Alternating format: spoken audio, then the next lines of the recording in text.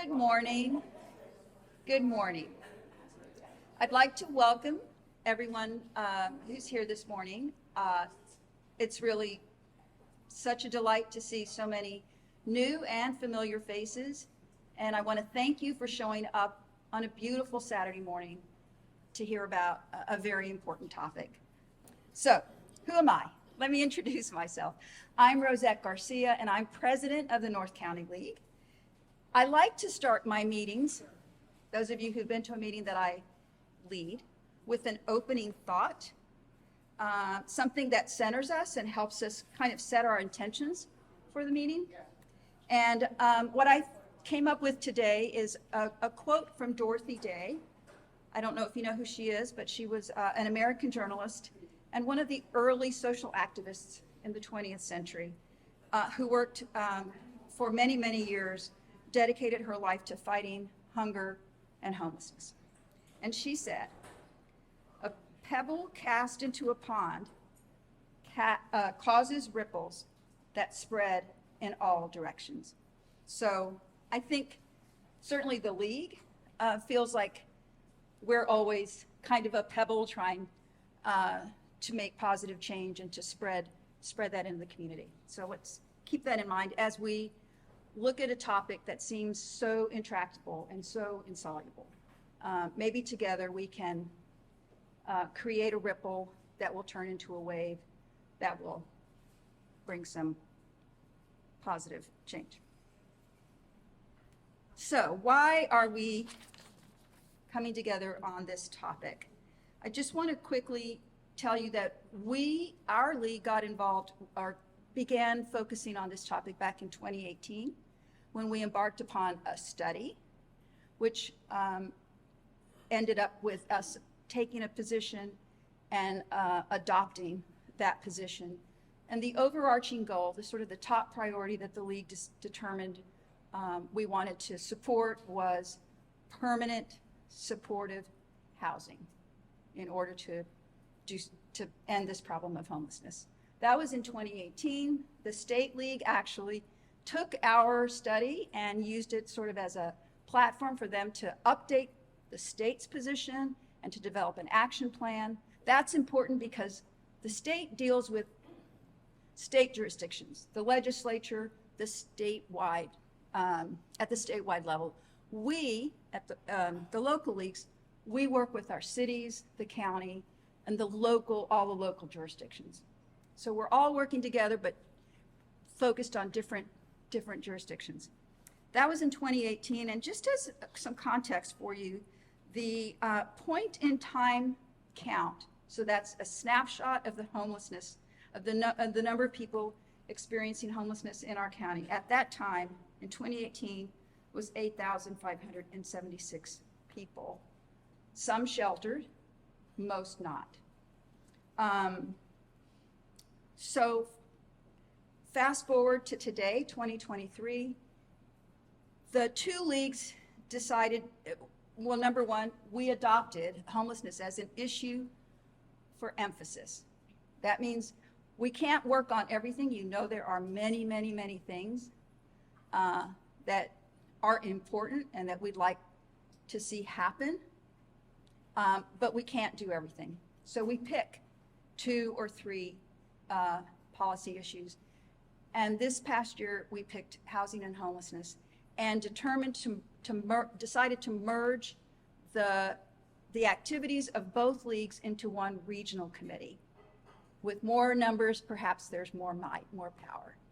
And led by Ann, actually, the first thing that they decided to do was to basically get sort of level set, to figure out where we were, where our local cities and other jurisdictions were in the fight to get rid of homelessness. And so Ann's going to tell you a little bit more about that, but that's what happened in 2020, just this past spring. And in the intervening years, homelessness went down just a little bit. Then we had the pandemic, and it's, as we all have been hearing, the problem seems just to be getting worse. And the point in time count for 2023 has grown to 10,264. And our experts, I'm sure, are going to tell you a lot more about that, but what I understand is that that number is generally quite an undercount. And in the whole nation, just to provide context, it's estimated that there are about 500,000 people in the United States who are homeless, many of them children. So, whoops, sorry, I didn't mean to do that. So that's the sort of context, that's the framing.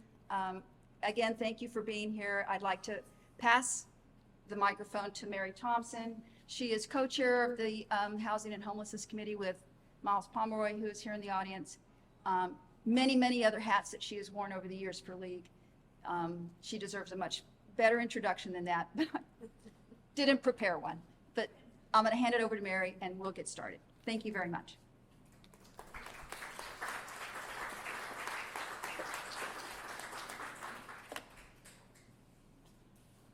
Thank you, Rosette. And no, I did not want a long introduction. I am a member of the League of Women Voters North County. I've been active in League's regional committees on public policy, housing, and transportation since 2018.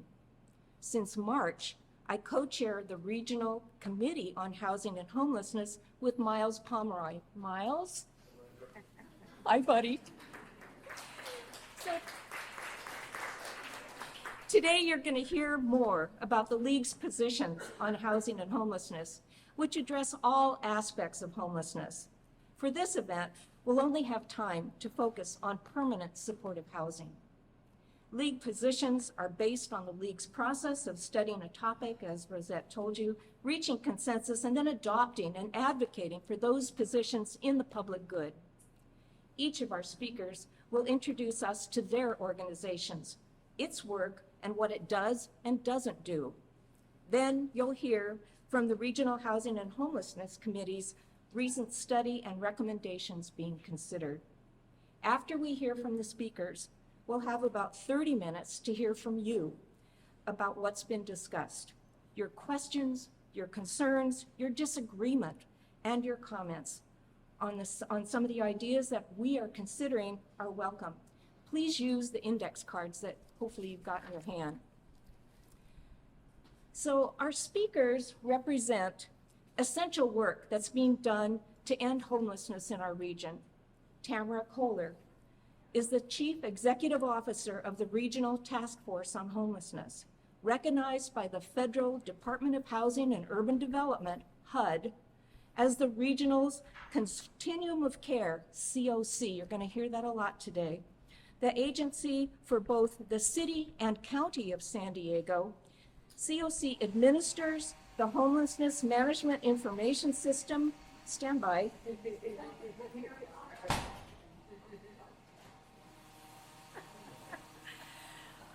The point in town count, and is a regional convener and promoter of best practices in our area's collective efforts to end homelessness. Rebecca Louie is President and Chief Executive Officer of Wakeland Housing and Development, a San Diego-based nonprofit which develops and operates affordable housing communities.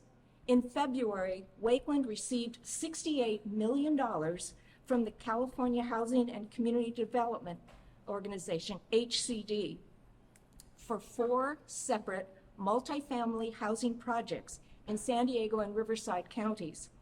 Wakeland's allocation represents 10% of the total funds awarded and a whopping 78% of the money allocated to San Diego County.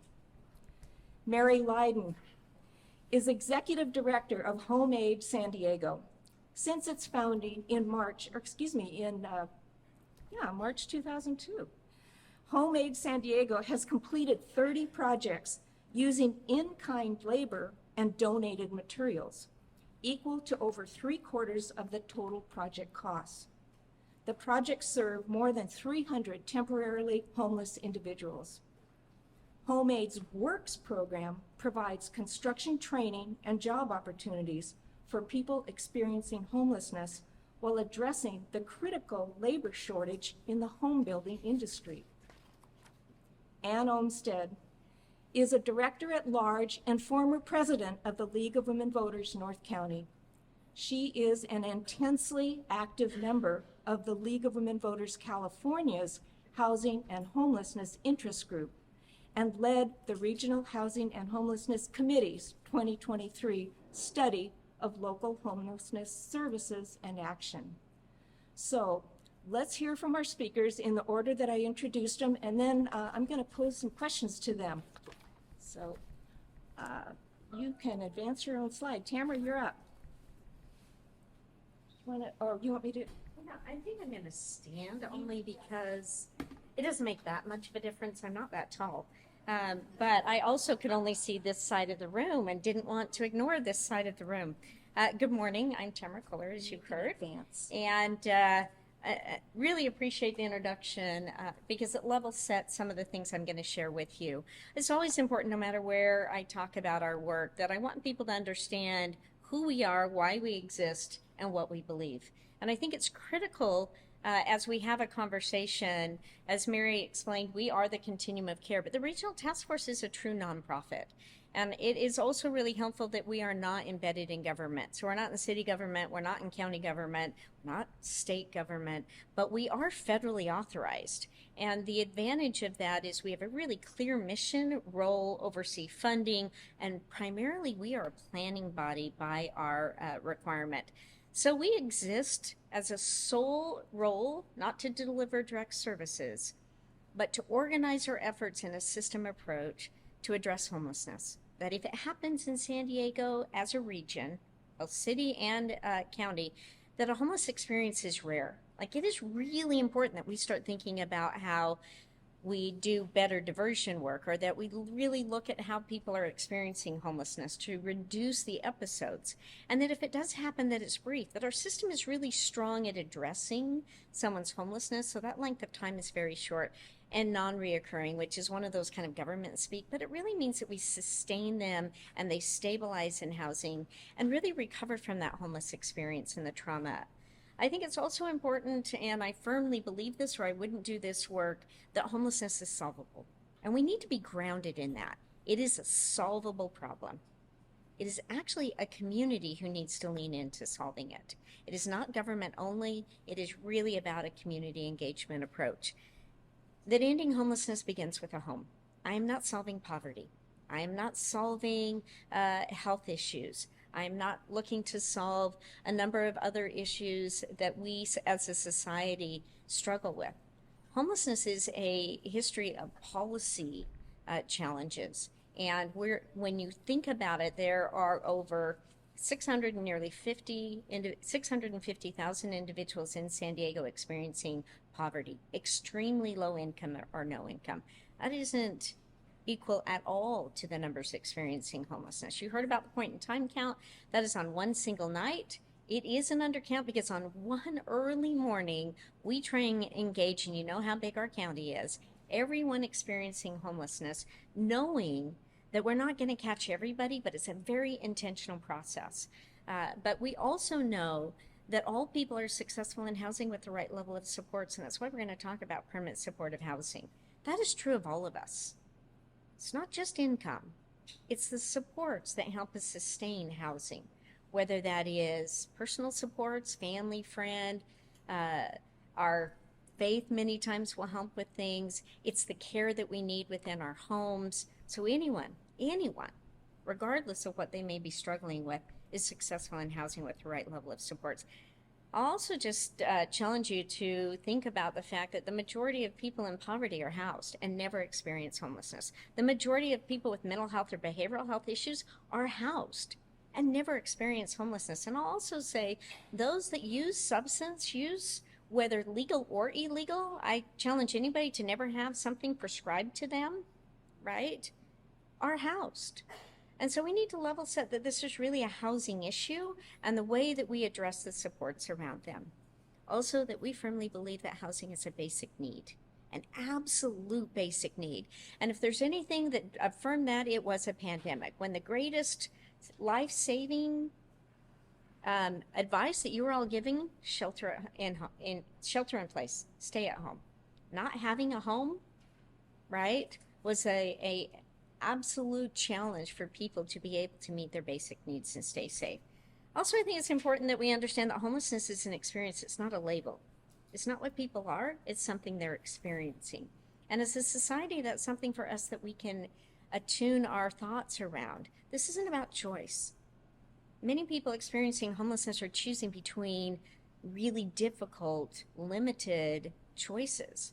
It's not a bad choice. I'm choosing between a lot of really not great options, and it's important to be level set there. And I think this affirms so much of why you're here, that we all believe in San Diego that people should be treated with compassion, respect, and being treated with dignity. One of the largest growing populations that we see is our senior population, our 55 or older. Many of them work their entire lives, very low income, but able to hold on to their housing until there's a traumatic experience, loss of spouse, loss of job, loss of health.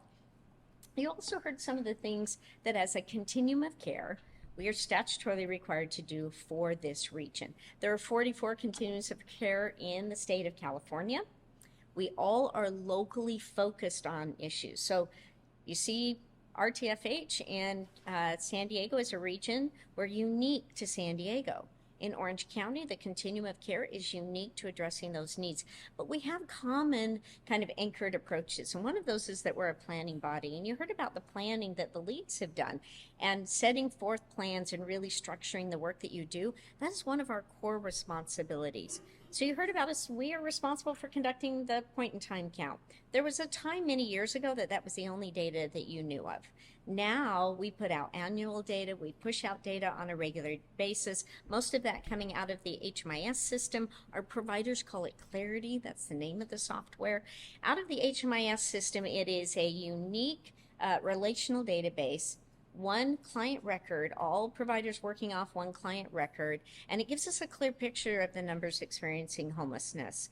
We also promote, teach, train best practices, everything from housing first, for our frontline staff that run shelters, outreach, to motivational interviewing, just-in-time, critical time intervention, to how to run housing-focused shelters, and now really leaning into our shelters being age-appropriate and thinking about how people can or can't perform their ADL. So we do a lot of training in the community. There's not a week that goes by that there isn't some level of specific, intentional, purposeful training that's done in your community across the region. And we bring in the top national experts to San Diego to really help us double down. Sometimes help if I have someone who their whole career is in this space to come to San Diego and speak about it. I could say it, our organization will say it, and people will listen. I bring in a national expert, and all of a sudden everything we're saying, have you ever had that happen, right, is like the thing we should do. So we know how to play to our strengths. We operate what is known as the coordinated entry system, and this is a little bit in the weeds, but it's a way that our providers organize our understanding of people experiencing homelessness to really prioritize those of greatest need, most vulnerable, those who are really needing the supports that happen in permanent supportive housing. You know, we lean into policy. I do a lot of policy work because policy is partly what got us here. Some really bad policies and challenging ones. We are an advocacy organization. We do a lot of research. I do a lot of work on a national level, on a state level as well. I'm in DC about once a month, it feels like, but it's important. That's where we're really leaning in, and in Sacramento at a minimum of once a month. But it is also federal policies, state policies, and local ones. As Councilmember LaCava's team knows, I had lunch with him this week. So we meet with our city council. I was in Encinitas at their city council meeting. So we go from the very top all the way to your local meetings as well. That is our role. The importance of funding homeless programs. We bring in over $35 million annually to a continuum of care. None of it is for our organization. We don't deliver those direct services. But we also pull in another 30 to 40 million every year of other funding sources. One of those being the Bezos Family Day One Fund. only goes to nonprofits. We received over $5 million in the last year to address family homelessness. So we bring in resources. I will probably never build a team greater than 30 people. We put this out to the community. It's not about building our nonprofit. It's about really bringing those resources and having the trust and confidence in our providers, which are the ones that are doing that frontline work. As I talked about, this collaborative application that we do for HUD, that's the $35 million. And then we also monitor the performance of our system and also the gaps, which is some of the work that you guys have leaned into. Having a strong, robust system is what we're really striving for. This is really hard to read. Even with your good glasses on, it's impossible to read. But the reason I put it up here is we're a planning body, and we adopted last year in October, and I have two boards. I have a community action type organized board, which is the continuum of care. 31 members in your community, everything from elected officials. Tara Lawson-Reamer sits on my board, so I'm telling you, your elected officials, to our service providers, to education, to hospitals, to law enforcement, to people with lived experience now make up over 15% of that board. We are serious about this work. It's very competitive to be on that board and have some strong committees. But I also have a nonprofit board because I am a nonprofit, of which Rebecca's on my board. And they are equally committed to the work that we do. But our job is a planning body. And so in October, we put out a regional plan. And I think it's important to understand that we also work with the city of San Diego and their plans. I was just in Encinitas. Their city's plan we endorse, and they pull things from our regional plan to embed in their work, because the regional plan of the Continua is about best practices. We also organize it around all of the data that we collect to do projections of what are needed in our communities, and they're done by your region. So it's not, so we have central for the city. We did north, both inland and coastal, because it is a little different on both. East and south. But the reason I'm sharing this is it's sort of in this box right here, the needs within the region. And we're talking about permanent supportive housing. And we know we had about 41,000 individuals that touched the homeless system this last year. Not all of them are going to need permanent supportive housing.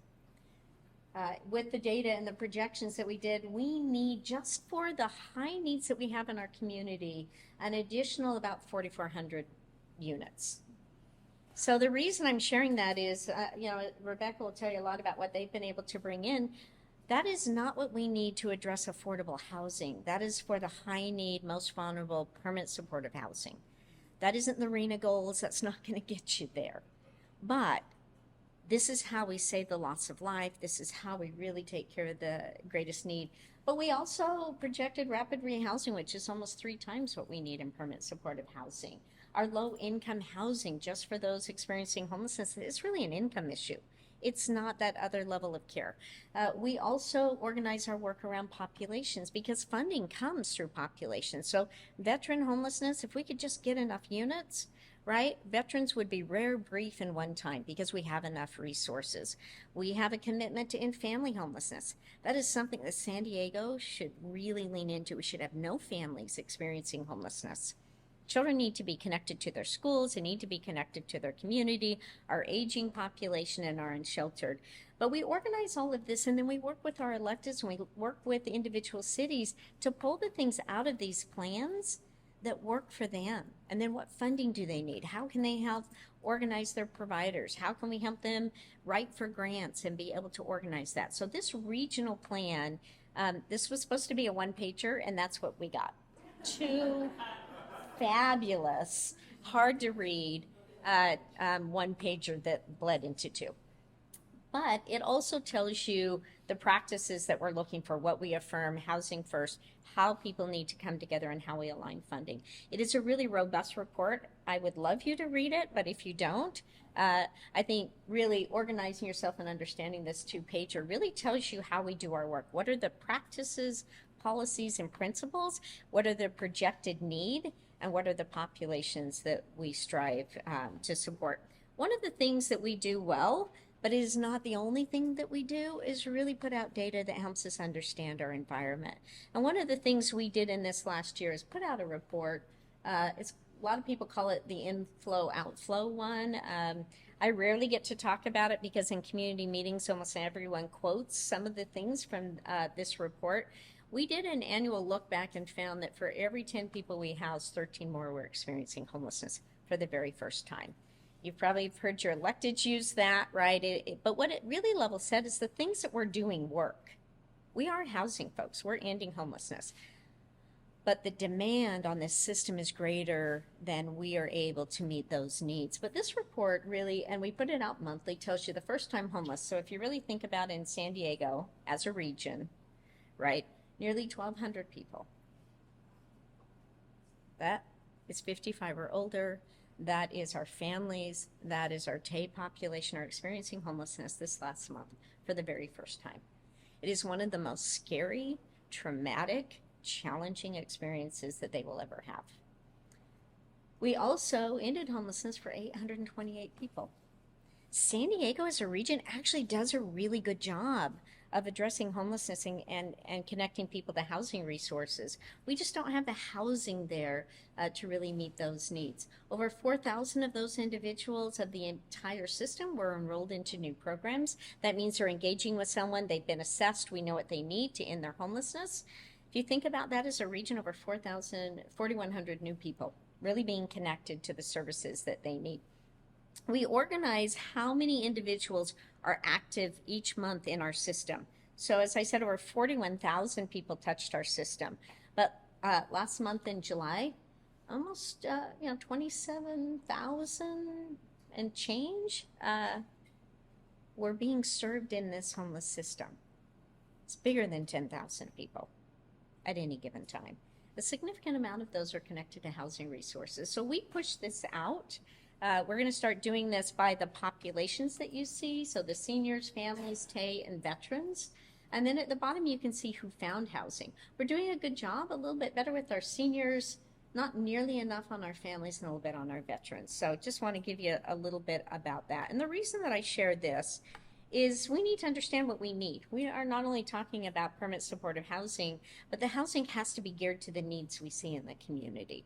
And when we target too much of it for just people with serious mental illness or too much for people with substance use, many of those are not being able to be housed in a lot of Rebecca's work. And I'll just leave you with one last thought. We do this work to support people who are experiencing homelessness. We have a lot of people who have lived experience that inform our work. This comes from one of the best advocates in this work through Invisible People. And I will always end with their voice, that homelessness isn't a single problem. It's a symptom of many problems. Policy choices on health, housing, policing, discrimination, and labor have helped shape this crisis. We don't pay enough, we don't support enough of our health issues, and our housing costs are out of reach. But as any sector, when we talk about homelessness, we're too often starting from a place that isolates homelessness as an issue from all of these other forces. And that's why I think the research that you have done, the importance of understanding that people experiencing homelessness are struggling with multiple things at the same time. But what we need to solve their issues is adequate and appropriate housing, not necessarily the stigma and bias around what was a choice. Because many of them, I guarantee, did not say, someday I'm going to be homeless, that's my choice, right? And so the way that we solve these issues is really grounding and listening to what they're telling us, but also the data that helps us know. And Rebecca's programs, for all of their permanent supportive housing programs, they are required to coordinate with the continuum of care to project what that need is and to understand, is it seniors? Is it with mental health? Is it substance use? To be competitive for that state funding. And unfortunately, it takes us a while to build those, so we're trying to project out what those needs will be. So sort of a high level of a number of the things that we do. And I'm gonna, I think Rebecca's after me, right?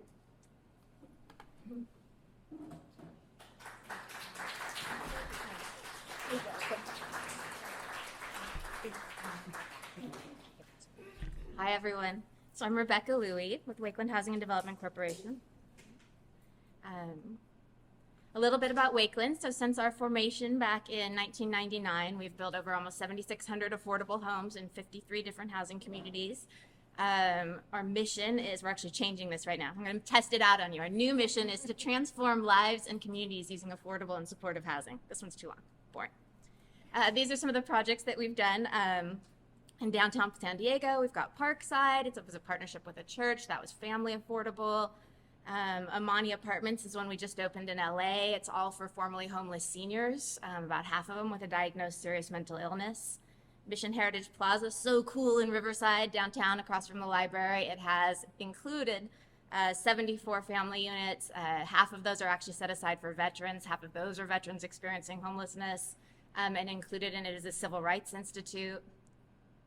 So that's a little bit we do. What is affordable housing? I think this crowd kind of knows this, but generally, it's housing for people that are low income, and it tries to set their rents or housing prices at costs that are affordable to them. So you've got a little bit of money actually to go spend in the world and not all of your money going to rent, which is the case for so many of our San Diego residents.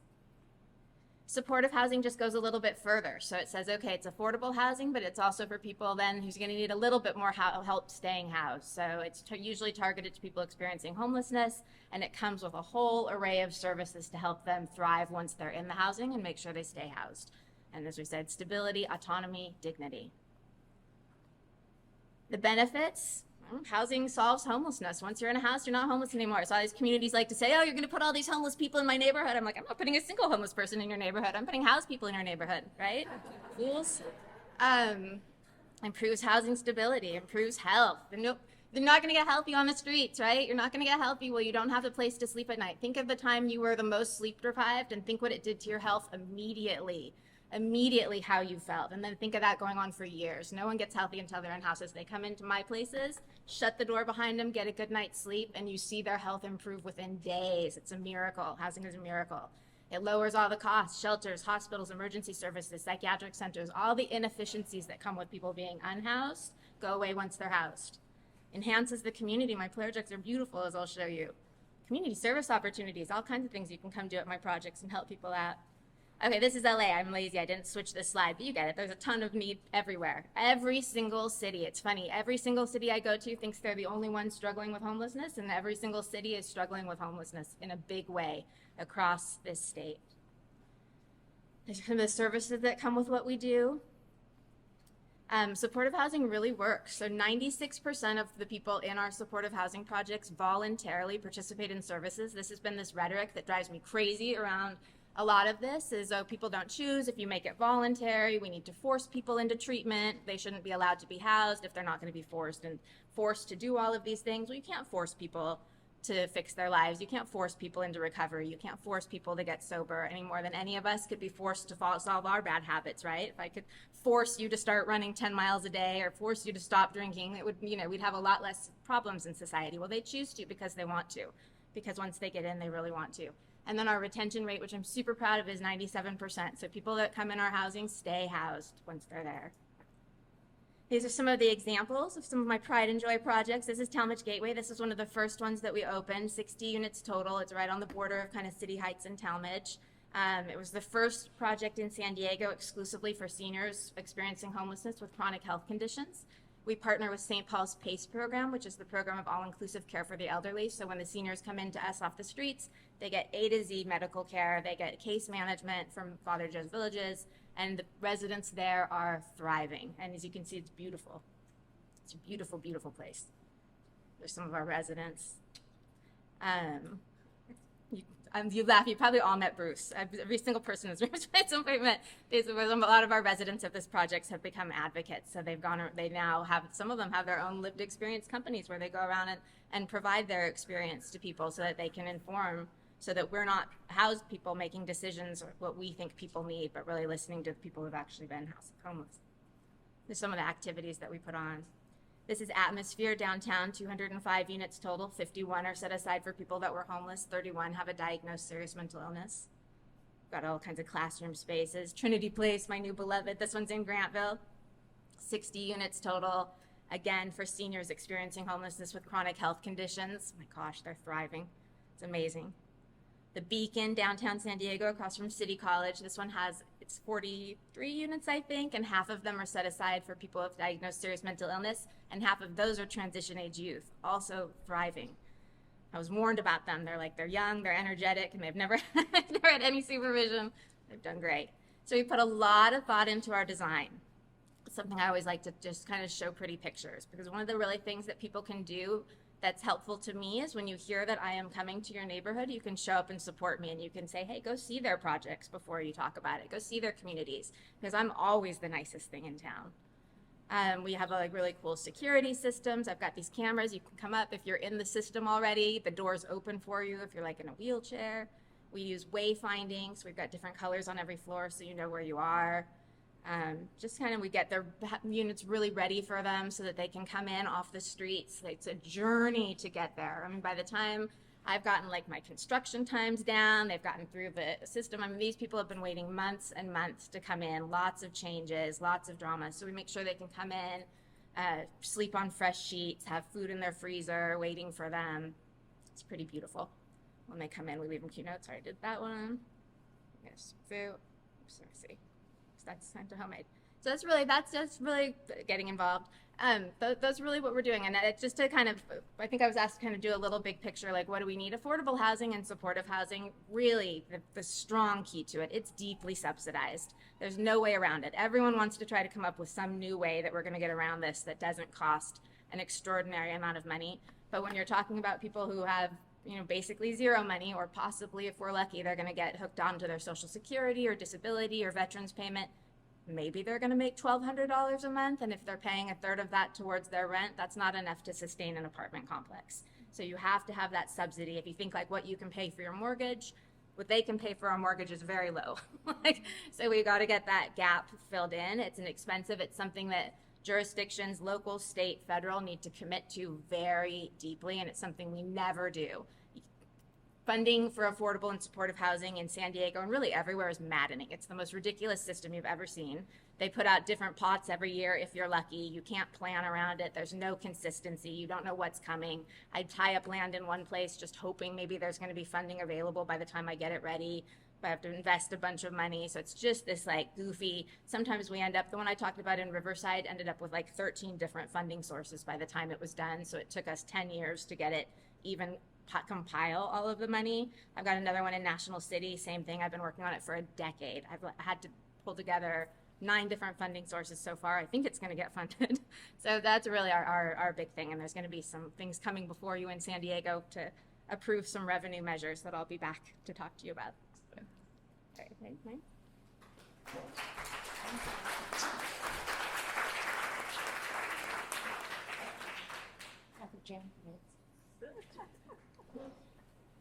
So, all right, Mike.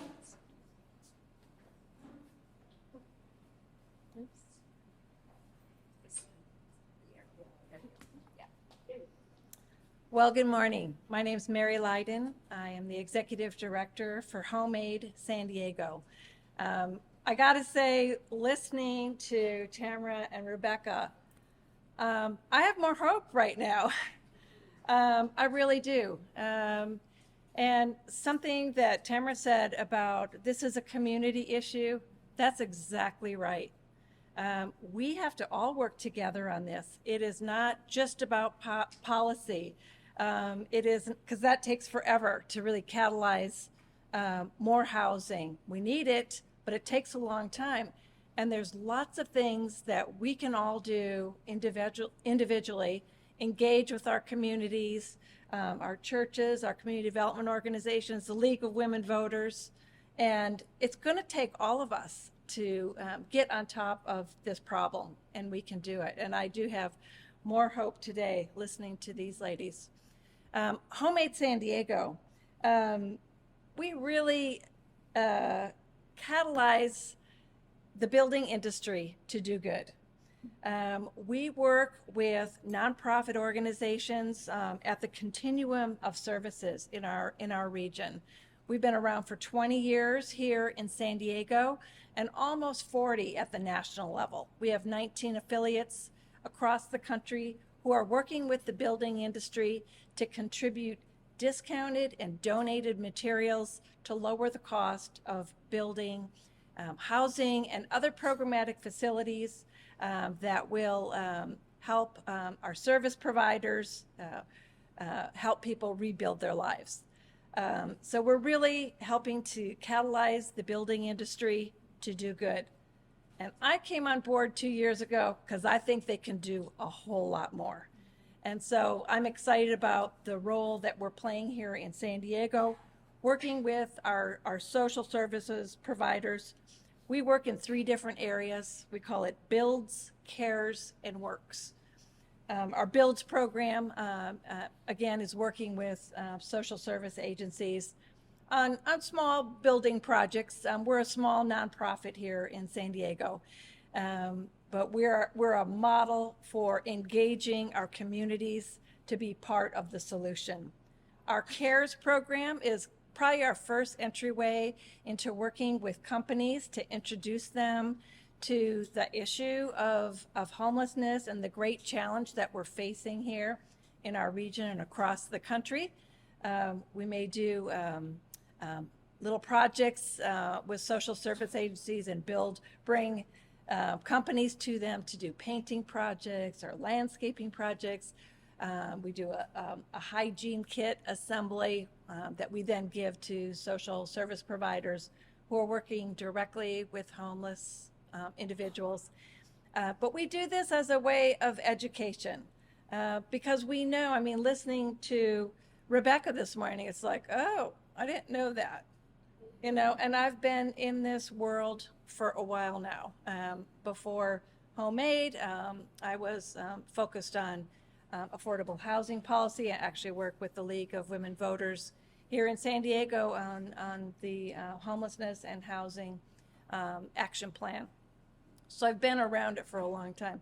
But if there's key things that I don't know that I heard today, there's a whole lot more that people who aren't as connected to this don't know. So it's important that we educate, and having a presentation like this morning to all of us, I think will help us all. But we do it at HomeAid in a little different way. Engage corporations at large to do good, and they want to. There's much more of a focus, I think, with the next generation. And especially coming out of the pandemic. Companies, the employees of companies, they want their companies to do good. You know, how can the employees connect to use the companies to connect to the communities to do all kinds of good things?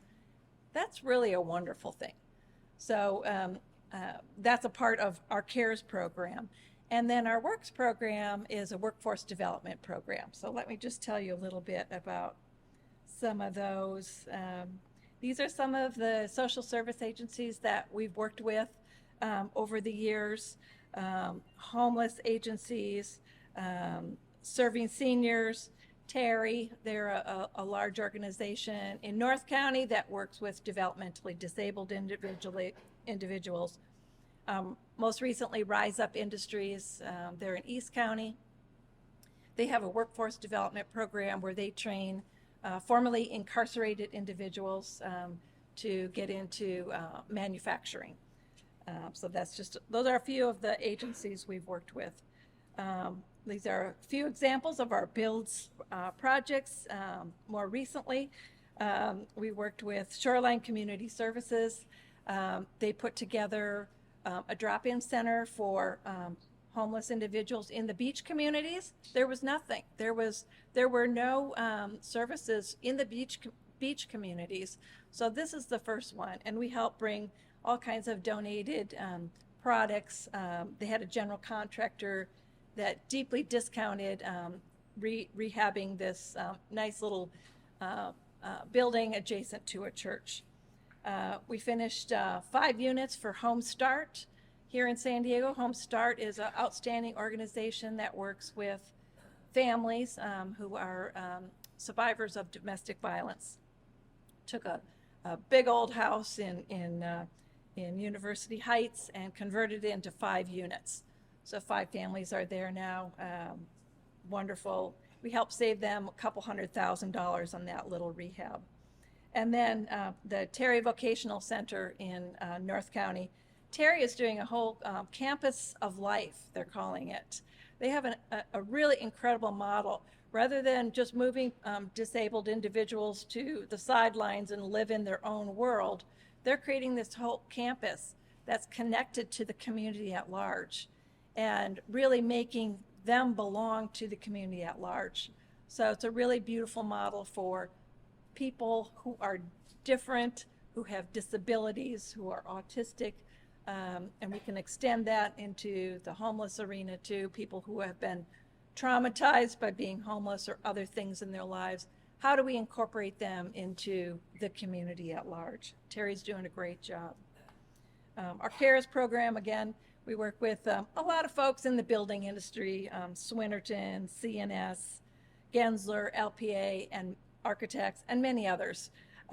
We do a lunch hour. We'll come in, talk to their teams, and they do a little activity. So, and then help us deliver those hygiene kits to the nonprofit organizations that we work with. So just giving them an experience of engaging, contributing to the solution. Our new program is called Works. This came about because we want to take a little deeper step into helping people rebuild their lives more directly. And so we created a workforce development program for the construction industry.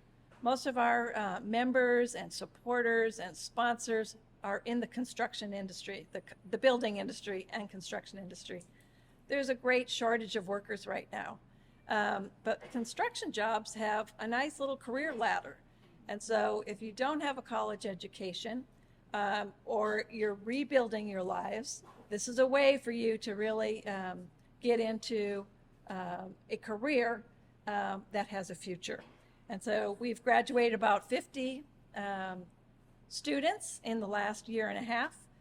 We've gotten about 50% of them employed in jobs with the job partners that we work with. It's challenging, but we feel like we're really making a difference with those who are successful. We do a walk every year to bring our community together, and again to continue to educate about the issue of homelessness. Our work is really to engage our communities at large in this issue, and to find solutions of your own within your communities or within your companies. And we're just a small little group that's working to try to help catalyze solutions around the issue of homelessness. Thank you.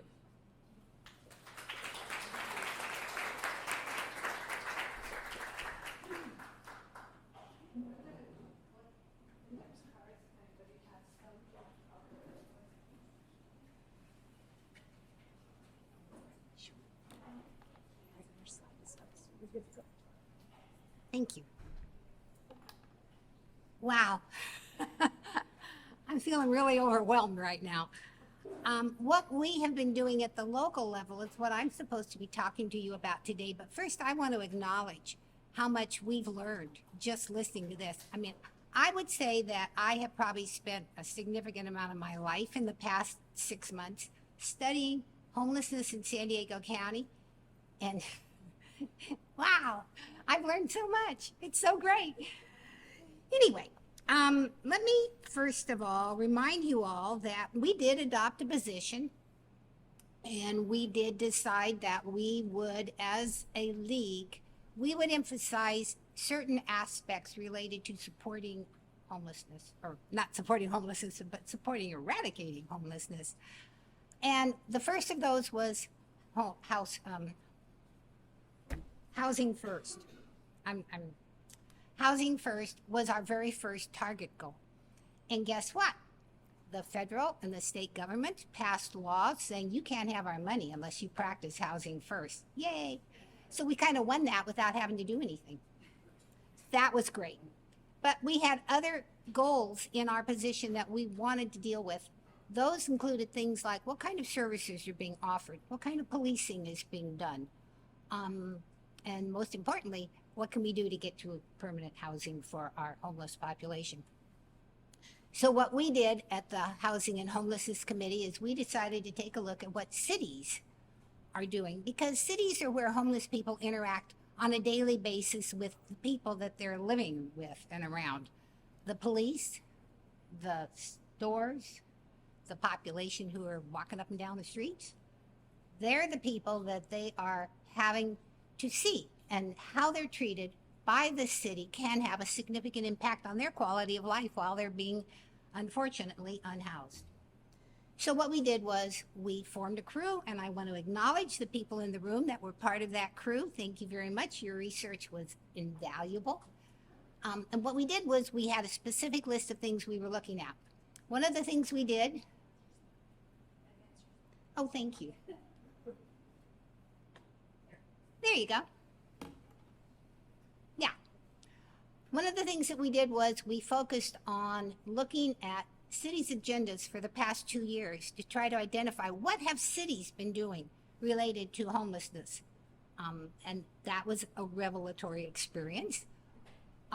We also took a look at what kind of media their local police had related to homeless incidents. We also then realized that the money that's coming in is spread in an interesting way throughout our county.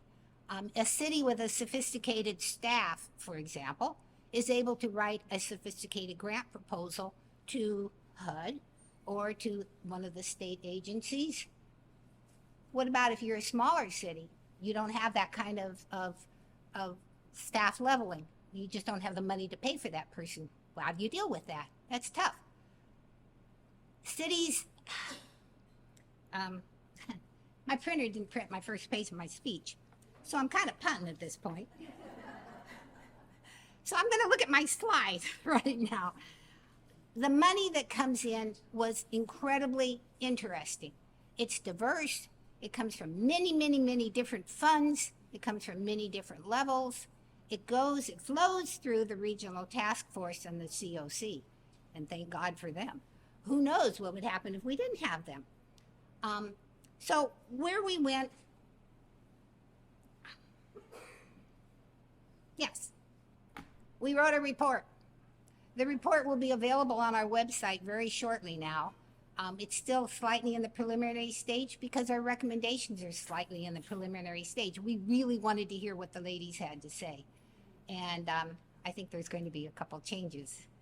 But what do we think we should be doing as a result of the work that we've done at our very, very local level? Let me show you. Overall, given our findings, it's totally clear that there needs to be a systematic, coordinated effort on the use of the money that comes to this county to help people who are homeless. I totally agree with the statement that the community needs to lean into it. Of course we need to lean into it, that's obvious. But we need money to help do that.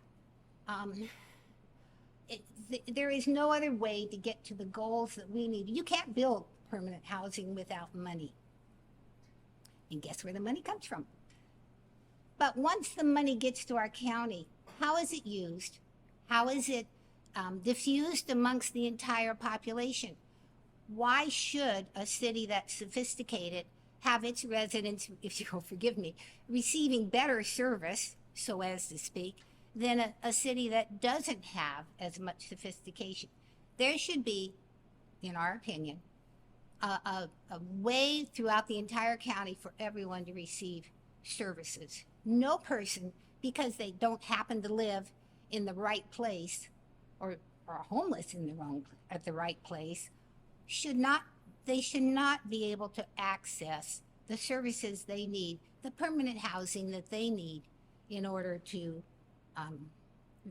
return to a more stable lifestyle. So I know we're running late. I think I've covered everything I was supposed to. I'm not too good on slides. Oh, good. That's where we are. Thank you so much.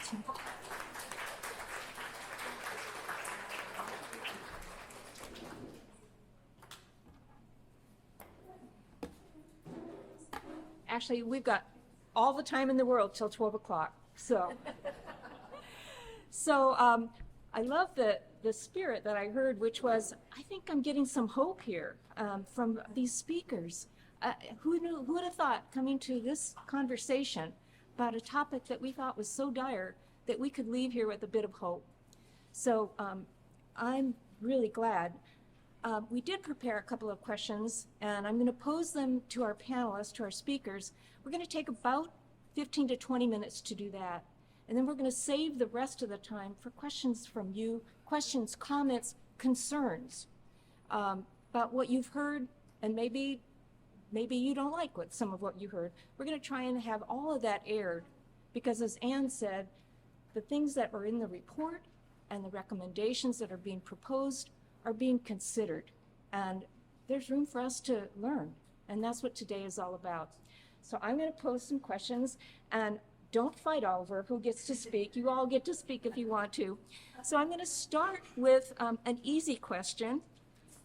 What do you see as the root causes of the unhoused crisis? And what are the biggest controversies?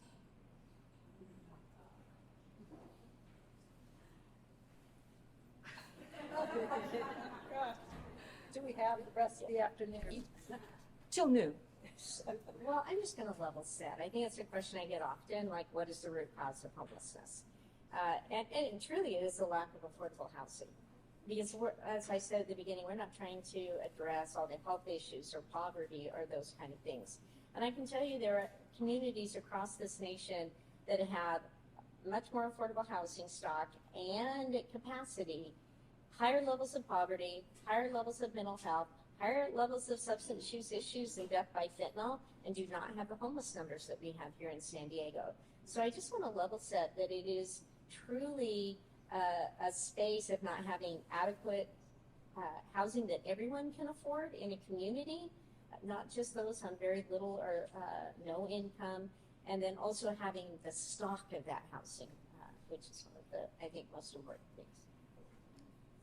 I think one of the controversies I'm bumping up against the most right now, that I hear the most sort of in the media and that I hear when I'm going around and stuff, is homelessness the fault of the people that are homeless? And there's a lot of elected officials that are really leaning into that, this idea that this is a choice, that somehow they are choosing it, and they'll say like, oh, well, you know, we asked them, do they want to be homeless? And they said yes. And I said, did you have a house to offer them? You know, they're not fools. They know you don't have anything. They know there's nowhere for them to go.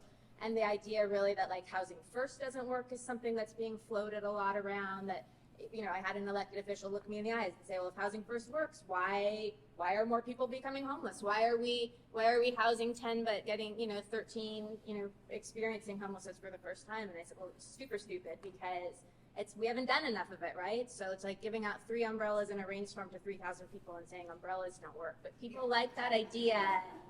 They like the idea. It makes us feel better when we're seeing what we see, because we see horrible things, right? Every day it's heartbreaking. Our downtown, it's heartbreaking. And I think to survive that, to harden your heart, it's much easier to think it's their fault. They did it. It's their drug abuse. It's their alcoholism. It's their, and it wouldn't happen to me, because I'm a decent person. I do my drinking in my house late at night, behind my door. I'm not here doing it in the streets. Like, I had my parents to bail me out when I got in trouble when I was young, like all the things. I bought my house in 1960 when, nobody helped me. I hear a lot of that, and I think it's letting ourselves off the hook. I think it just makes it easier if you can think it's their fault. I think we have to continuously push back on that notion. Like Tamera said, it's a housing thing. It's these. Yes, people are always going to have these societal problems. It also kills me when people say, well, we need to get to all the other root causes first, right? So I'm like, okay, well, what are you doing then? Are you fixing mental health, poverty, a justice system, like that's super broken, policing, historical racism? Like, are you going to get to all those things before we house people? Like, let's house them first. Maybe then you can solve mental health and all the things that have been, plaguing us, and poverty that have been plaguing us as a society forever. I agree that housing is our biggest challenge. Expensive housing in a coastal city that's constrained by mountains and ocean and Camp Pendleton. Our land is very expensive, so housing is the solution. How we got here, it's been brewing for decades. The pandemic has been a catalyst, not only in San Diego, but in this country. We are transforming as a country. and it's transforming how we work, who's in charge, how we have our civic dialogues, our issues, what's going to be acceptable in the future. You know, we have to have common rules in a civil society, and right now we don't have common rules. Everyone's playing by their own rules, and so our civil society is messy right now.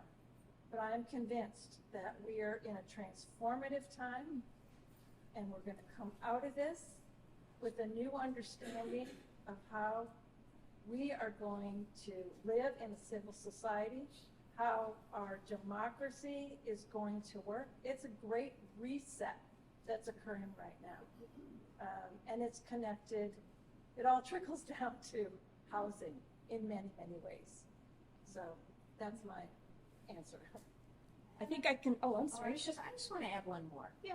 The idea that you don't want something in your community is our Achilles heel, right? If you want to solve homelessness, then you want to look at your transformation in your community and what that looks like. It means density, right? It means we're going to, because it's so expensive. And I think if you really want to end homelessness, then you have to say yes to all of the things that it takes to cite the level of housing that people need that is close to, you know, your city centers. This idea that, well, we need to put somebody out way out here, that especially when transportation is an issue, connection to health, all of those kind of things. So it also is, as a community, embracing change in our communities that give us that culture and that richness of having multiple people with multiple experiences of housing and needs in your community and caring for one another. You know, it takes 10 years to get the dollars to house something, and a community pushing back that they don't want that in their community is based in so much fear about, and most of it is they're fearful that this might happen to them, but because of their good choices, right? Like this is just a narrative that we need to stop, and we need to change the narrative that California is a welcoming place to live. You want your children, your grandchildren, you want to age here, you want to have housing that meets the needs and is built in a way that really adds rich culture to the work that we do. You can go to a lot of European countries where they have density in a lot of places and we adore it. So I think changing our mindset is critical too. So we want to say yes is the right answer. What about retaining low-income housing? You know, whether it's preservation or how can we retain and maybe keep from gentrifying? We know we want to build more. That's the easy answer. But what do we do with what we've got? And so what are some of your ideas? Maybe we'll start with Rebecca and Mary. You're in the building world. How do we either renovate or retain what we've got? I mean, I hate to be a broken record on this, but it's financial. Again, you know, it really is. It's just we're in a very time of limited resources. So the cities, you know, have and state and federal, there's only a certain amount of money and they always are trying to prioritize. So right now, a lot of that priority is going because we're seeing so much street homelessness and such a crisis before our eyes. Now, so much of our funding is dedicated to permanent supportive housing. So I love it because I love building it. I love operating it. It's what I do, but I also wish there was more funding. I have a whole affordable housing stock that is getting older and there's not really the funding available for it. So having those targeted programs that are for preservation would be great. It's just, it's a resource constrained society. Okay. Well, naturally occurring affordable housing is very important, and we should do an inventory of where that is, what the numbers are, have a criteria for what meets that, and as a region, dedicate ourselves to making sure that those housing units stay in place, stay affordable. And it will require money because we don't want the total deterioration of naturally occurring affordable housing. I mean, that many times is why it's affordable is because it's not, you know, that great. But we need to make sure that it's maintained and that it's livable and it's a great community. So it's important to do that. I just want to add another piece on sort of this housing. Like, we need all of it. We have communities, and we don't have a trailer park here. Telling you that is really affordable housing for someone on a fixed income. If it's the quality of it, that's something we can work on. We removed almost all of the SROs in this community. Those were, incredibly affordable. So it's not just retaining the affordable housing that some of them are getting to a certain age, but we've got to stop pushing back on housing that is affordable. And if it's a quality of a space, investing in that rather than just saying that's an eyesore and I don't want it here. And that is really sort of community pushback in a lot of ways. If we continue to lose some of the very, naturally occurring affordable housing, that's what we're talking about. It is, if you think about it, one time we had a lot more, places where people could put mobile homes. We don't need more, and they are being bought up, and they're being by big dollar corporations, and they are changing that landscape and not keeping it affordable. So I'm telling you, every place that those exist in your communities is the housing we have to retain. Let's stick with money just a bit longer. So despite the vast government funding to address homelessness, the problem's getting worse. So what are the creative market-driven approaches that might apply? And then another sort of sub-question is, what do we do with the money? How do we divvy it up between shelters, transitional housing, or permanent supportive housing? It's a big, big, complex problem. We don't have much time. So take it away. I mean, everybody says there's this vast amount of money out there. It's kind of not that vast, and it's been really sporadic. So, it's like, okay, we'll do something big for a couple of years, and then it's gone again. So you can't really plan around it. It goes to a wild different thing. And I mean, there's been studies done showing if California really wants to address its housing crisis, it needs to dedicate $5 billion a year forever towards it. Like, that's the only way we're going to get the amount of subsidized. So I hear a lot we're throwing all this money in, it's just getting worse. It's just so disorganized. It's just such a, we can't plan. I mean, think about the social service agencies, they have to reapply for their funding every single year. So imagine that. Imagine you run a business. It makes no sense whatsoever. So I just say that. I'd always push back a little bit on the vast amounts. How we prioritize it, I don't know. I'll also say that, the challenge that we have across the nation, at California, in a terrible way, the state budget has not dedicated housing for this. I mean, if we just dedicated 3% of the state's budget, 3%, we could address this. The other challenge is not only the one-time funding, but if you think of a retirement account, if you don't invest in it anywhere in your 20s, your 30s, your 40s, and now I'm in my 50s, it's going to cost you a lot of money. And I think we need to wrap our heads around that. We haven't invested when the challenge was small, when it was easier, when housing was even more affordable. Yes, there's a lot of money going into it, but it is not keeping up with the demand and the need either. And I challenge you to find any other social safety net that when more people need it, we question were we good with the money that we receive, and maybe we should fund it less, not more. That's a headspace we need to really wrap our heads around. We don't create the trauma that causes homelessness. We are not in that space. But to look at the homeless system and the housing that's needed and saying, we've given you lots of money, but the problem's getting worse, I challenge you in any other industry that's the narrative. If there's greater need in the healthcare, we build more. We have more hospitals. We have more doctors. Think about it in that lens, and we'll get the funding we need to then get to a place where the investments are consistent and not as much as needed in big spaces over time. So Mary, you've done a lot with a little, so tell us how you did it. I just want to say one thing really quick on that, Sarah. People always go, oh, you're in affordable housing, you do homeless housing, you must be doing great right now. You must be and I'm like, oh, no. The state's going to have zero money for affordable housing next year. They've been consistently telling us. Zero money are they going to set aside for affordable and supportive housing, which we rely on to actually get built. So I have a pipeline full of projects that, but for money, could go. I've gone through, I've fought the community. I've got my zoning correct. I've owned the land. It's designed. I'm ready to go, and they're just sitting there. And it's me and every developer. So people want to kind of do a lot of stuff around the edges. Oh, let's change zoning. Maybe we can do this. That's all important, but it really is the resources are not there in any consistent way. I think that there's one other avenue from a market-driven perspective. We need innovation in real estate development. There's not enough innovation. It's like, how can we reduce the cost of building homes? Are there new products? Are there new systems? Are there new ways that we can get structures up more quickly and build more housing more efficiently?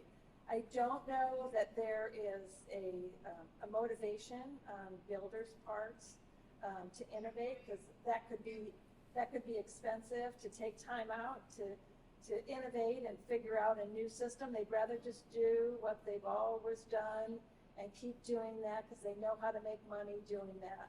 So I think that's a big piece that's missing.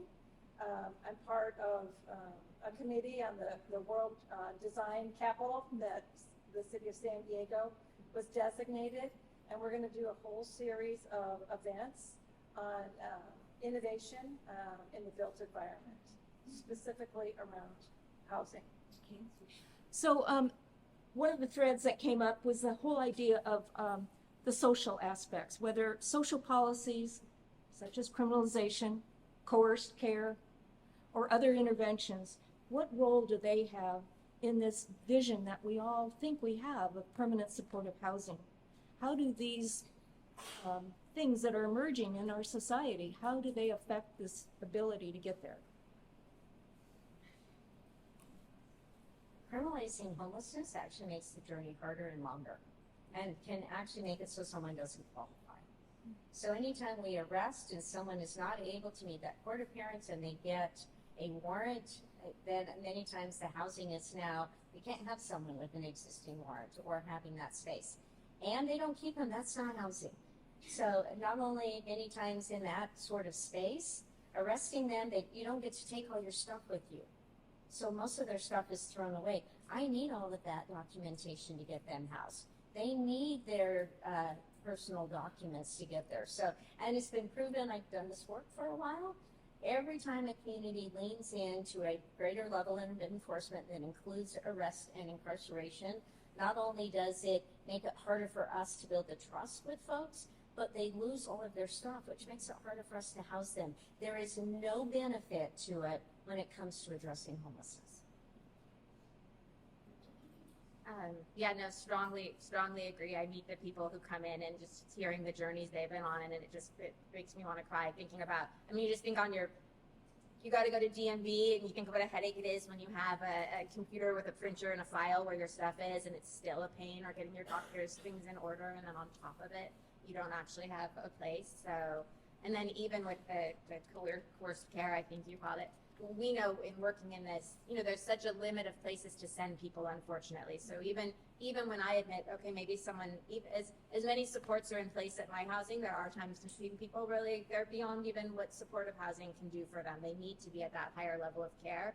It really does not exist right now. Like, there's such shortages in it that even that I'm a little skeptical of. If we don't really have places to send people and we don't really have that treatment and care to offer them, and then I think it's just not very, compassionate. And the people who are coming in, the one thing they really, when they come in off the streets, our staff are always really kind to them, and they touch them when they're helping them out. And, you see that they just talk about how little compassion they've been dealt with. It. They've been treated like subhuman for so long, and it doesn't make them better. It doesn't help them when they're out there. So. I'm going to just say something about coercive care, and it's just my own personal opinion at this point in time. I think it's worth testing it out and seeing what we can do to get people who really need care, who are saying no, to take a step to get help for themselves. And if they can't do that on their own, and they're encouraged by the system, I think we should test it to see if there's some merit there. It's too difficult without that to get people moved into care that they might not need, that they just want to say no to. So let's experiment a little bit. We don't have all the answers. This is a big, gnarly problem, everything related to homelessness. So let's experiment. I just want to add one piece. what many times happens is when someone wants the treatment, the bed is not available. We don't have enough of that. When they want to be able to have a safe place to be, or a couple of places really struggling with a mental health issue and a PERT clinician is working with them, I challenge you to find a place where they can get the support and the help that they need.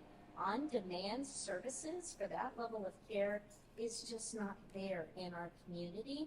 And I think that's the challenge, is the narrative that people refuse services. The truth is, when they want them and they ask for them, we can't deliver in a really intentional way. I don't know if any of you have ever had anyone in your family that's needed treatment.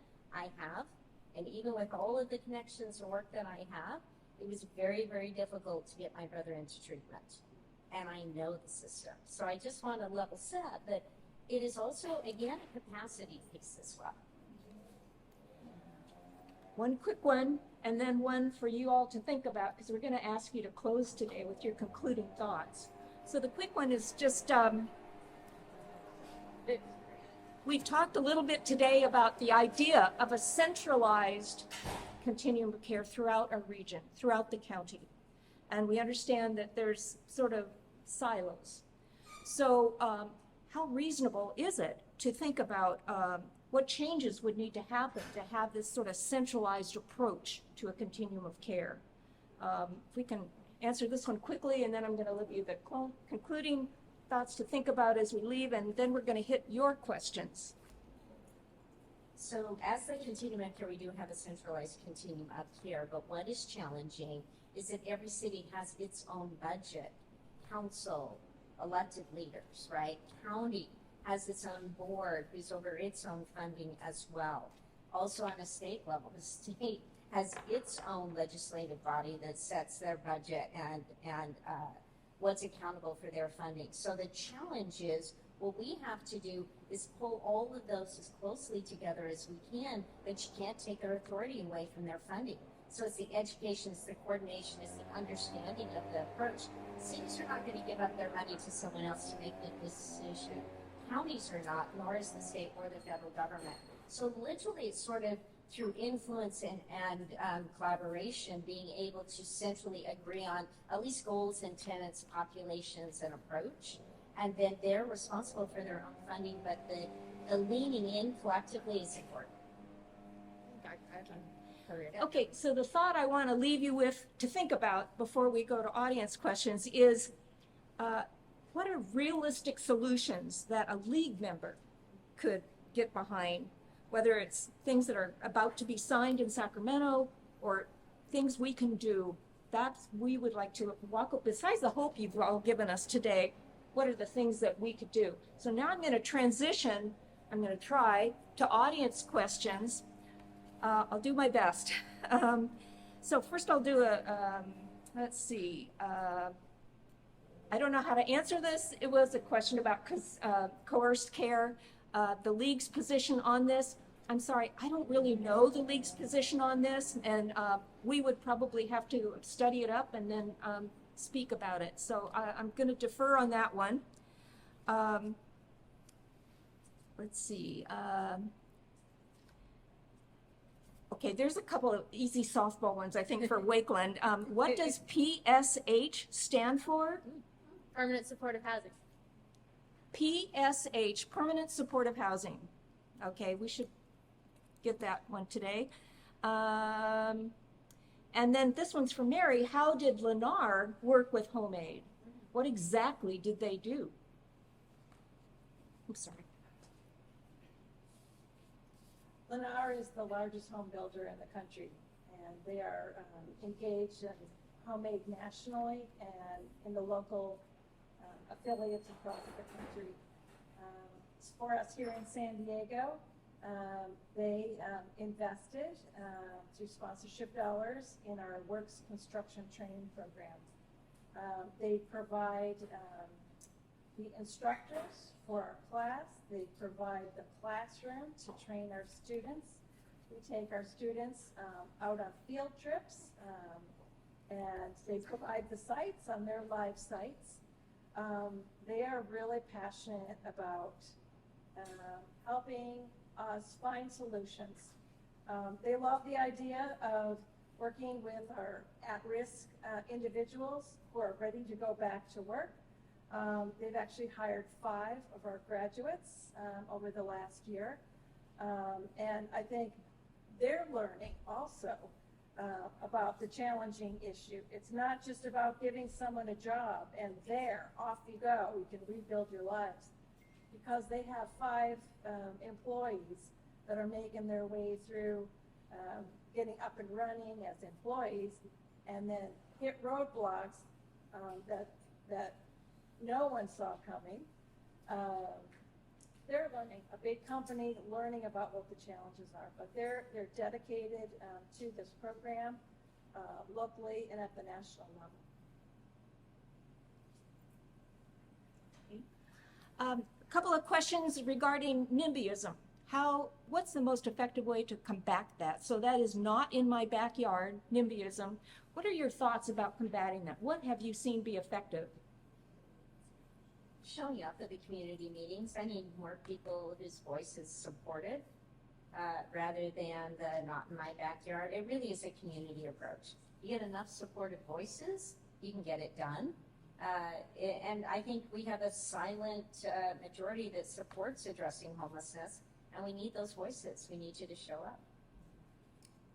I find for me being able to have really beautiful examples of projects and people living in them that are willing to meet people. So I always just try to get people to my projects. Remember, we got really fought in Claremont a few years back over a project that has turned out beautifully that the neighborhood loves, that I get notes from neighbors saying how proud they are to have it there. But I mean, they were picketing in the streets, they were posting my home address, like it was an ugly scene when those neighbors came out against, and we took them to Talmadge, the one I showed the first one here. They met the people that live there. When you look in the eyes and really meet someone who's experienced homelessness and hear their story and see them as human beings and see, you know, because so much of it is fear. When people object, either fear, sometimes a realistic fear that I'm happy to address of, you know, what's it going to be like to have people who've been homeless as neighbors? You know, is this, you know, is it going to be safe? What kind of things? I'm happy to talk about those things. Sometimes it's fear of your property values. I'm a little less patient with that.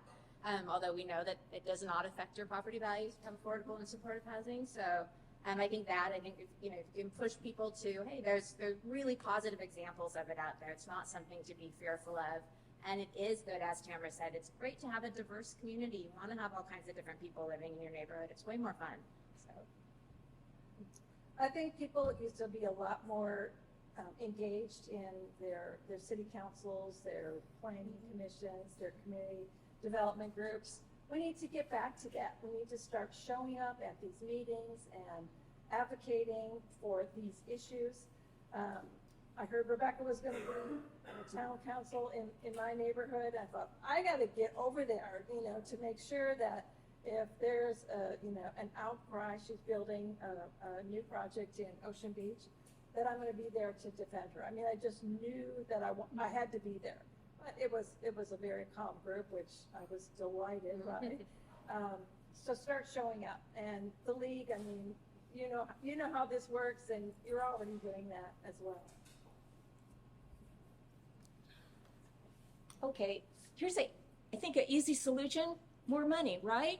So the county is having an experimental pilot program about funding for preventative actions to keep people in their home. A small amount of money often will make a big difference. What are your thoughts? And it's only a pilot program, so what are your thoughts about, do you see that being a long-running solution to solve a temporary problem? Or what are your thoughts about this idea of preventative, a little bit of money right now? So I think the one that we're talking about in the county is probably the one for our seniors. It's a shallow subsidy, and we know that they need that, right? I think targeted approaches that can keep people in their homes work. We know that. We've seen it. The support service for veteran families do it as well. A small amount in someone's house. It is far cheaper and easier and less traumatic if we keep people in their homes. The challenge is that you can't base it on poverty. You have to base it on a population's need in a really intentional way to be able to do it. Mm. yeah, I'm all for those kinds of programs. I mean, in addition to running a lot of supportive housing, I have a lot of family housing. I have a lot of just housing for low-income seniors. And we see the way things spiral, right? So if you're a low-income family and your car breaks down, that can be the beginning of the end for you, because you know, the littlest things, you know, that you know, now you're going to miss your job, now you're going to, and so like that sometimes is what causes them ultimately to lose their housing. So those things we can do to help people with those crises, help them with their utility bill payments, help them with the things that can not then lead to that poverty spiral of now everything is just going to be gone. I'm supportive of. And this is one of those things, let's experiment. Let's see if it works. If it works, let's keep it going. I'm just going to tell you a place that during the pandemic that we did this as a nation fabulously, and it didn't cost us any money. The Earned Income Tax Credit, which is for working families, that usually at the end of filing your taxes, then you file for it and you get a large amount back. Through the pandemic, the federal government actually pushed that out as a monthly payment to folks that qualified for it. Didn't cost us anything. So if you want to advocate for some of those things, that sort of level of universal income that came out of the Earned Income Tax Credit, it's just a change in how they do business, and they've proved through the pandemic that they could do it. Being able to take that to the next level for like a senior population before they're eligible for their Social Security could change our landscape. That's the reason we didn't see a lot of homeless increases through the pandemic and a large jump that's been happening afterwards. So there are policies and practices that don't cost us new amounts of money. We just need to look at it differently. So these two questions really deal with the idea of HUD, Housing and Urban Development, and the funding that they provide, which is the form of subsidy for housing here locally. And, you know, we know anecdotally it's about a 10 to 15 year waiting list to get that subsidy if you can find a landlord that would accept it. And so the questions are regarding, there's been no discussion of public housing. Shouldn't government be in the business of building housing? Well, I'm super candid. Yeah. I mean, in a way, everything I do is public housing in that it's deeply funded by the government. So it really is. It is a public-private partnership because I end up with federal, state, local funding in a big way. I think that really it is to some extent public. As to whether they should be running it, I don't think that's ever gone that great, actually. I think that's kind of where, if you think to a lot back to the kind of the projects of the 70s when people have like a bad idea of it, that the government's not really great at those day-to-day operations things. So I think, you know, as far as them running it, no, but they are already really funding it and subsidizing it and participating in it. And the vouchers are an enormous part. So there's two kinds of vouchers. There's rental vouchers that can go straight to a person that they can then take to go try to find a landlord. Or like in all of my permanent supportive housing and a lot of my other projects, they're actually attached to my project. So when someone moves in, it's just guaranteed that they're only going to have to pay 30% of their income to rent, but I get paid a higher rent amount by the government so that I can actually keep my project afloat. And they're wildly essential. They're super helpful. It's a great thing to always be advocating for at the federal level, is to try to get more of those vouchers out there.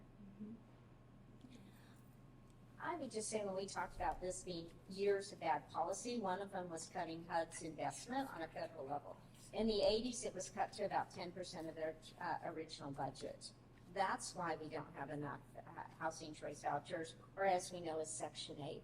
It is really getting that federal budget back to a level. Then we don't have a 10-year, if you're not one of the prioritized populations, a 15-year wait list for something that you qualified for. So that's another place that we can really advocate. It's also why when they stopped funding HUD at that level, that we started to see increases in homelessness. There were substantial policy changes that happened in the 80s.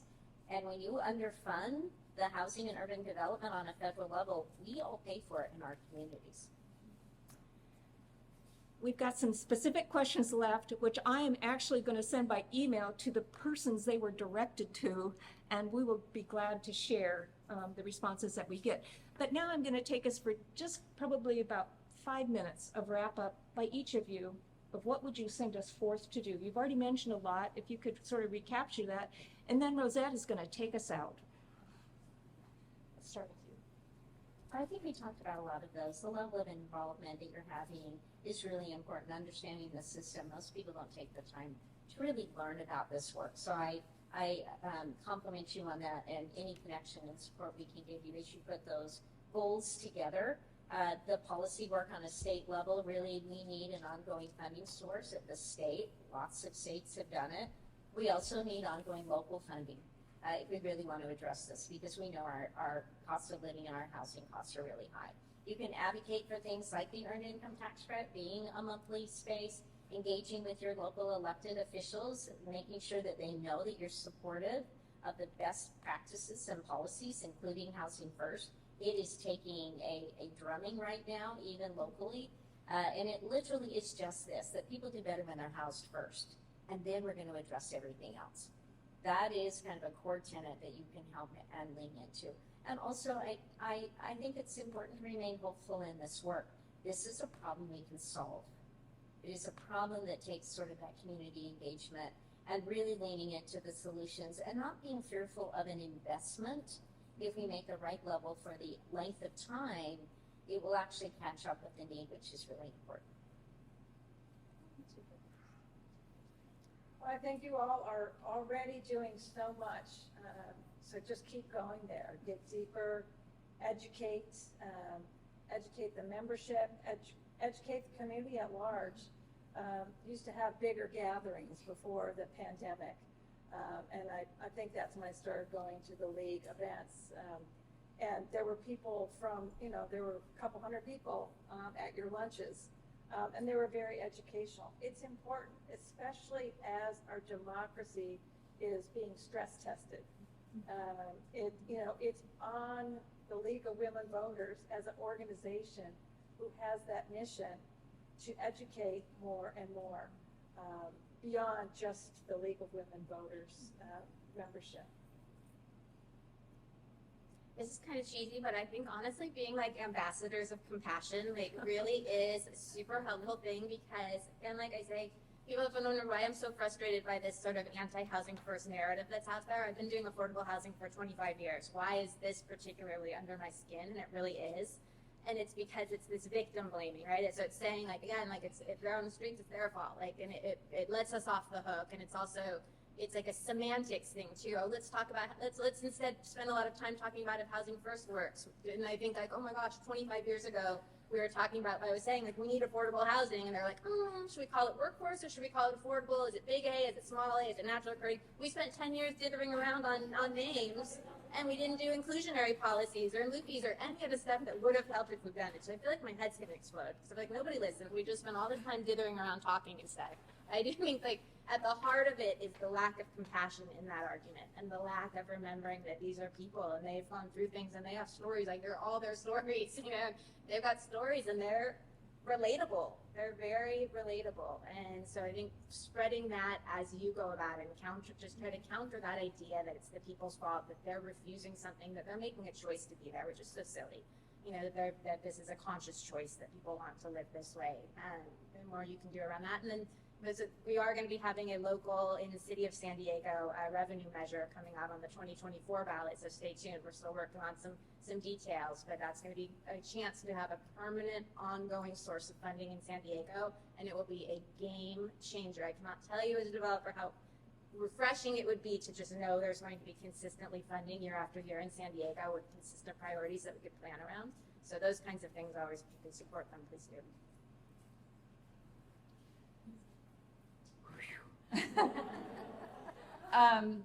Well, so it has been our honor to have these three distinguished panelists speak to us today, tell us so much about the situation here in San Diego County. Thank you again so much for being here. We do have for our three non-league panelists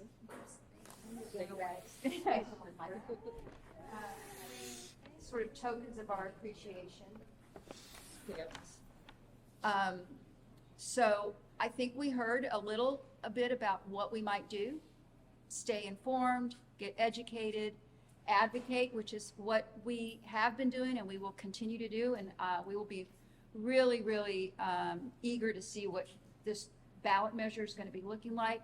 We'll probably be presenting on that ballot measure, a pro and con. We're always measured and objective whenever we do that. But we encourage you to get involved, stay informed. If you're not a member, become a member of either the San Diego League or the North County League, depending on where you live. And we'll be here for a little bit. Please feel free to come up and talk to me, and maybe they'll field some questions. And there are league members around for those of you who are not league members. Thank you again for coming. We really appreciate it, and have a great rest of your weekend.